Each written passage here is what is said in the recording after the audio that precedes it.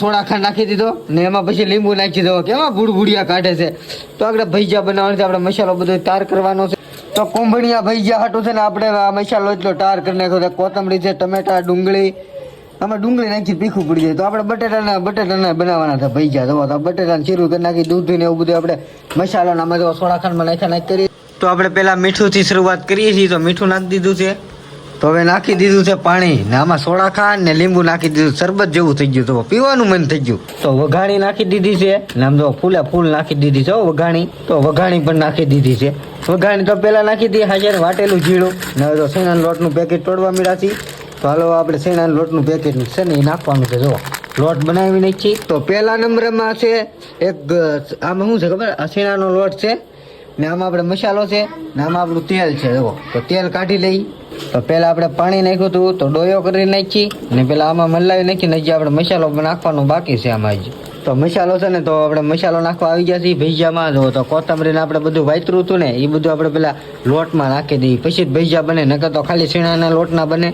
તો બધો મસાલો આપણે નાખી દીધો ને હલાવી નાખ્યો છે ને હવે એક ભજીયું મેકવાનું છે આપણે. તો બધો મસાલો આપણે નાખ્યો ને પછી આ ટાઈપનું હવે ડેકોરેશન આવ્યું તમે જુઓ. તો મસ્ત મજાના હવે ભજીયા બનવા મળશે. મરચાં ને એવું ઘણું નાખ્યું. કોઈક તીખું ખાઈ શકતું હોય છે, કોઈક નહીં ખાઈ શકતું હોય તો ભેગા બનાવવાના છે આપણે. તો તેલ આવ્યું ને એટલે આપણે તો એક ભજીયું નાખ્યું છે. તેલ આવ્યું કે નહીં આવ્યું, ગરમ છું કે નહીં છું જોવા માટે નાખ્યા છે ને આપણે ડોયો બનાવ્યો છે એટલે અમે થોડું લઈને આમાં ભજીયા. તો આપણે લોટમાં લઈ આમાં છે ને ભજીયા મેકવા મળ્યા છે ને આમાં તળાવાય મળ્યા છે. તમે જોવો તો થોડીક જ વારમાં આપણા ભજીયા થઈ જાય ટનાટન. તો જો આમાં છે ને એક વાર છે ને લઈને બધા મેકવા પડે ભજીયા. તો હવે પાકી જાય ને ચાલે ગમે એક ધાન કહેવાય આને. તો થોડીક જ વારમાં આપણા ભજીયા થઈ જાય તૈયાર. ને અચાનક તમને લાગતું છે આમાં ભજીયા કેમ દેખાતા નહીં, તો એ તેલમાં છે ને હવે તળિયે સોટી જતા ડાયરેક્ટ નાખ્યા ને એટલે તેલ ઊનું છે તું એટલા માટે આપણે પાછા ઉછળી નાખ્યા છે.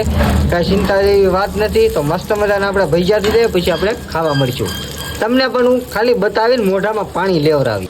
તો એક ઘાણ છે ને થઈ ગયો છે તૈયાર ને બીજા ઘાણ માંડવાની તૈયારી છે. તો આપણે હું તમને બતાવીશ આમાં ઘાણ કેટલા પડે એમ. તો આ બીજો ઘાણ છે. આ છે ને આપણે ત્રીજો ઘાણ નાખી દીધો છે. જો તો ફટાફટ છે ને આપણે ભજીયા બનાવી નાખી ને પછી બનાવવાની છે ચટણી. તો ગરમે ગરમ આપણે ખાવા મળીએ. તો રજવાડી ચટણી છે ને આપણે આમાં નાખી દીધી છે. મસ્ત મજાની ચટણી થવા મળી છે તૈયાર. તો આ ચલો ઘાણ છે. જુઓ મરચાં તળી નાખ્યા, ભજીયા બધા થઈ ગયા. આગળ ચટણી આપણે ખાલી બનાવવાની છે. થોડીક જ વારમાં છે ને બની જાય.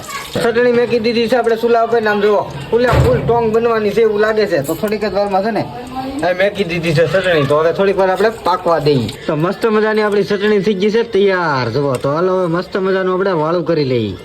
વાટકામાં ચટણી લઈ લીધી છે ને આ ભજીયા છે આમાં ચટણી લઈ લીધી. તો હાલો હવે આપણે વાળું કરી લઈએ.